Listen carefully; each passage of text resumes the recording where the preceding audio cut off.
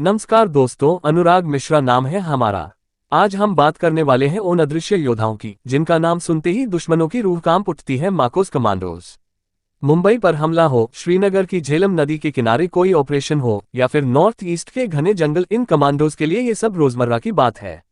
इन्हें shadow warriors कहा जाता है क्योंकि दुश्मन इन्हें देख भी नहीं पाता और ऑपरेशन खत्म हो जाता है।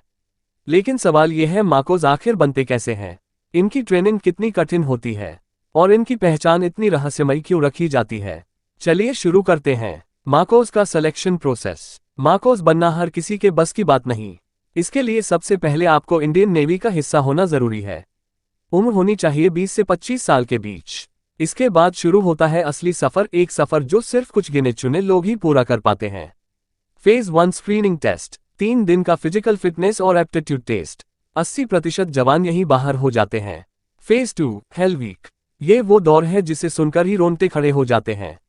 जवानों को हर दिन 20 घंटे तक ट्रेनिंग करनी पड़ती है। सिर्फ 3-4 घंटे की नींद मिलती है। रोज सुबह 20 किलोमीटर दौड़ और रात में 60 किलो बैटल लोड के साथ 20 किलोमीटर मार्च। डेथ क्रॉल सबसे कठिन हिस्सा है। कीचड़ में 25 किलो वजन उठाकर 2.5 किलोमीटर तक क्रॉल करना और फिर टारगेट शूट करना। यही वह दौर है जो माकोस को बाकी सबसे अलग बनाता है। फेज 3 डाइविंग और स्पेशल स्किल्स। जो इस नर्क से बच जाते हैं उन्हें भेजा जाता है कोची डाइविंग स्कूल। यहाँ बेसिक से लेकर एडवांस अंडरवाटर ऑपरेशंस सिखाए जाते हैं।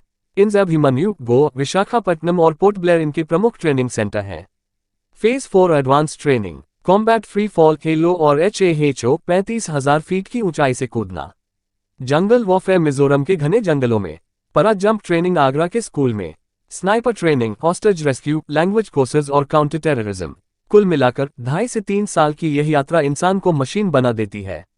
हजारों में सिर्फ एक ही जवान अंत तक माकोस बन पाता है। माकोस के बैजेस और सिंबल्स। जैसे पैरा कमांडोज को बालिडन बैज मिलता है, वैसे ही माकोस का अपना विशेष बैज है। ये बैज सिर्फ वही पहन सकते हैं जिन्होंने पूरी कठिन ट्रेनिंग पास की हो। इसके अलावा जिन्हें नेवी सील्स के साथ ट्रेनिंग का मौका मिलता है और अंडरवाटर डेमोलिशन कोर्स पास करते हैं, उन्हें बडवाइजर बैज दिया जाता है। जो डाइवर्स कोर्स पास करते हैं उन्हें मिलता है डाइवर्स बैज। ये बैज सिर्फ धातु के टुकड़े नहीं बल्कि बलिदान, साहस और अदम्य इच्छाशक्ति का प्रतीक है। माकोस की रोल और ऑपरेशंस।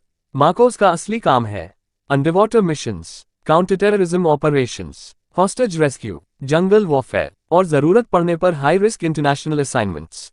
इनकी खासियत यह है कि इनके परिवार वाले भी अक्सर नहीं जानते कि ये किस मिशन पर हैं।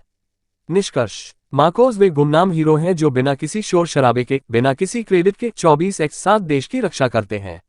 दुनिया की टॉप स्पेशल फोर्सेज में इनका नाम लिया जाता है और दुश्मन भी जानते हैं कि अगर ये सामने आ गए तो बच निकलना नामुमकिन है।